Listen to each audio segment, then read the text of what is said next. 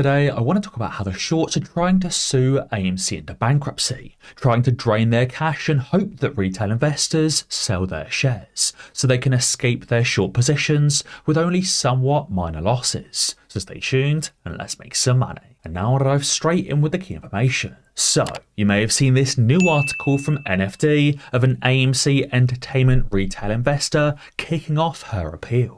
That appeal is of a settlement converting the company's 8 preferred units into common stock. And as I said, this is a new article from December 4th, 2023. So this is a new article and a new lawsuit with the AMC ape catastrophe in its crosshairs as settlement appeal begins. Saying an AMC retail investor kicked off her appeal of a settlement converting the company's 8 preferred units into common stock, saying the pension fund that negotiated the pact colluded with AMC to sell out ordinary shareholders. So it says investor Rose Izzo, who spearheaded an effort to derail the deal over the summer, filed her opening brief with Delaware's top court, trying to get Judge Zurn's ruling overturned, allowing AMC to proceed with the conversion and reverse split. I want to remind you that without this reverse split, AMC would currently be trading for less than $1 per share, and it would have been doing so for over 90 days, and it would have been delisted from the stock exchange. AMC right now, without the reverse split, would be in the exact same position that Bed Bath & Beyond stock was before it was removed, trading for less than 1 cent per share. Or it'd be trading for the same price that BlockBuster is, trading for 1 cent per share and doing so for years and years on end. This is because in the over-the-counter market on those pink sheets, retail investors really don't have access to that market and there is no volume whatsoever. I've explained why I'm not a fan of dilution multiple times on the channel, but I really do believe that without the reverse split, we'd be facing the same reality as Bed Bath & Beyond and BlockBuster. Let's also remember, as Mike tweeted, he said Rose Izzo, an investor with something like 50 shares, is backed by 4 Wall Street law firms in this case. He said, who's footing the bill? Can it be... He said, who's footing the bill? Can it be any more obvious what's going on? It says here Izzo is represented by Moorgrave Law LLC and Halloran Farkas and Catilla LLP. And on top of that, 4 additional law firms are also counsel for the lead shareholders. An IC assistants added saying, here's the scoop. It's all part of their short and distort playbook designed to work in unison with all the other short and distort mechanisms. Saying all fronts work in unison with each other. Keeping a lawsuit always looming is a key factor in this. Saying add in the mainstream media feeding negative article after negative article and social media sentiment bots parading as investors. These bots are trying to FUD Adam Aron to have investors turn on him and unwillingly have him replaced with an insider that assists with bankruptcy. We know that Adam Aron will not allow AMC to go bankrupt, offered bankruptcy multiple times over the last few years, declining it in every instance. If anything, Adam Aron has done the exact opposite, making AMC profitable, making it cash generative, and improving revenues too. With Adam Aron, AMC will never go bankrupt. That's why the shorts only play here is to get rid of Adam Aron and force him to step down and replace him with an insider to bankrupt AMC.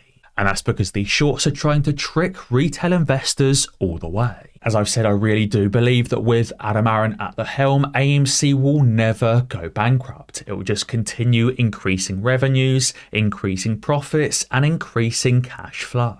That's why the shorts have realised their other tactics aren't working, begging retail investors to sell or trying to convince them to sell, and the only way they can win is to get rid of Adam Aron and replace him with an insider to bankrupt AMC. You may have also seen all of these profit screenshots in many of my recent videos. You may want to join the Millionaire Mindset Trading Group, but you're also not sure if it's too good to be true.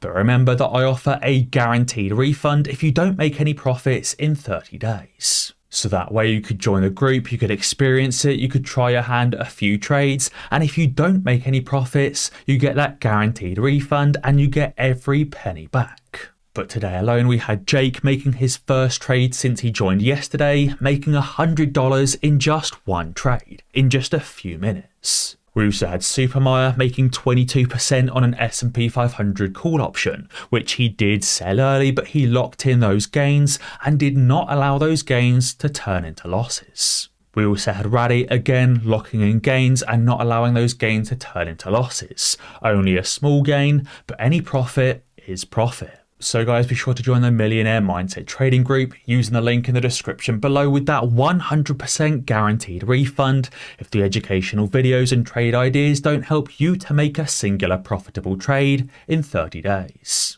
And why the shorts are trying so hard is because, as Kevin Malone has tweeted, GameStop short sellers have lost $1.5 billion in just 5 days. The AMC cheerleader added to say, let the losses begin. Obviously, these short sellers losing cash not just in AMC but across the wider market too, losing $80 billion in the last 2 weeks alone, has got these shorts stressed. They're trying to do everything they possibly can to force AMC into bankruptcy, including spreading additional FUD on GameStop too. You may have seen investors.com recently posted this article saying it's now basically official. Meme stocks as a phenomenon are dead and obsolete. They said they're just one type of investment that won't live to see 2024. Which, as I said, is ironic as GameStop is up 20% in the last few days, or over 20% in the last few days, causing $1.5 billion in losses to short sellers. Again, it's just the typical mainstream media trying to spread as much FUD as possible to dissuade you away from your investments.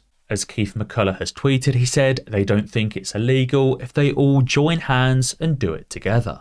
The fact these shorts are all working together to try and bankrupt a genuine American company or genuine American companies is disgusting. And finally, the Cabesi letter tweet is saying hedge fund crowding in US stocks just hit a record high, saying the typical hedge fund currently holds 70% of its positions in the top 10 stocks. This comes as the S&P 7, the 7 largest tech stocks, are up more than 20 times as much as the S&P 493 in 2023. You may have seen this article about how Citadel and its peers are piling into the same trades and regulators are taking notice, and even Ken Griffin is a little worried. All of these hedge funds have been piling into shares of companies like Tesla, Nvidia, Microsoft, Google, and others. But what you may not have seen is that companies like Nvidia are actually down 10% from their highs over the last couple of weeks. Back on November 20th, Nvidia was trading around $504 per share.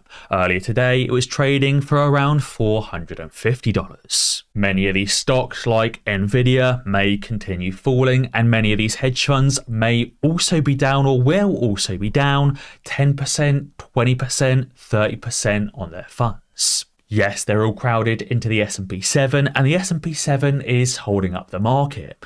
But what happens when the S&P 7, these 7 stocks, all start crashing? What happens when they're not just down 10%? What happens when they're down 20, 30, 40, or maybe 50%? You may say, Tom, these stocks surely won't be down 20, 30, or 40%.